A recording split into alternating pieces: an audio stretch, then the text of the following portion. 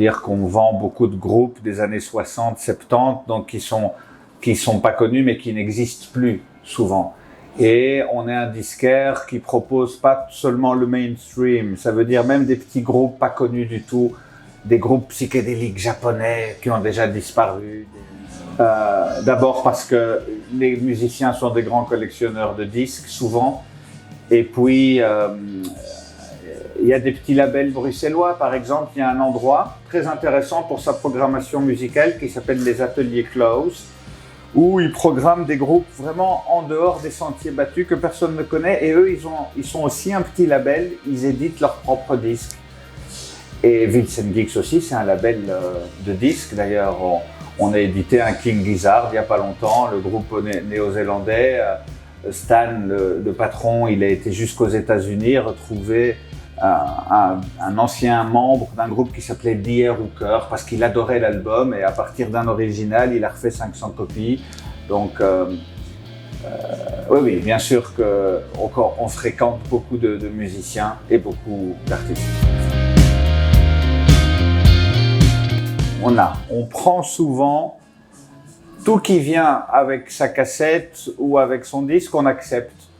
Et si on pense que ça va être très très difficile à vendre, on propose un dépôt. Ça veut dire qu'il les dépose. Nous, on essaye d'en parler. Et quand ça part, on voit un peu, on fait une répartition des coûts. Et sinon, on rachète. Mais en petite quantité. Un groupe bruxellois qui viendrait avec son disque, on peut raisonnablement en acheter 5, parfois 10. La Belgique, elle n'est pas très forte. La Belgique francophone, elle n'est pas très forte pour aider les artistes. Déjà en Flandre, ça se passe beaucoup mieux. Ils investissent plus. On investit plus pour la culture. On le voit ici à Bruxelles aussi. Les centres culturels flamands sont beaucoup mieux subsidiés, et il y a une volonté de la communauté flamande de faire qu'il se passe quelque chose à Bruxelles, dans des salles de concert, des centres culturels et des théâtres, etc. Et donc, non seulement les artistes sont mieux aidés, mais en plus ils sont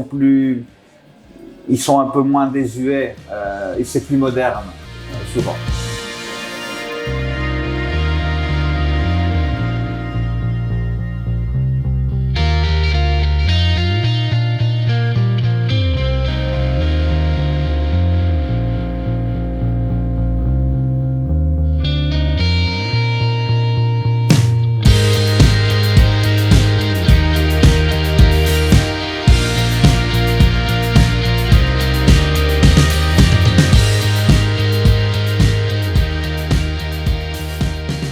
On est spécialisé en punk et en garage rock. Les mecs d'avant faisaient plutôt du hardcore. Nous, on a un cran en dessous. J'aime bien quand ça gueule, mais pas trop. Voilà. Je sais pas te dire s'il y en a beaucoup, mais ouais, quand même, on essaie de les mettre en avant. Tu vois, on a un bac local indé assez fourni, et on aime bien le mettre à jour et tout, quoi, parce que c'est important de faire vivre la scène locale. Parce qu'on est interdépendants, quoi.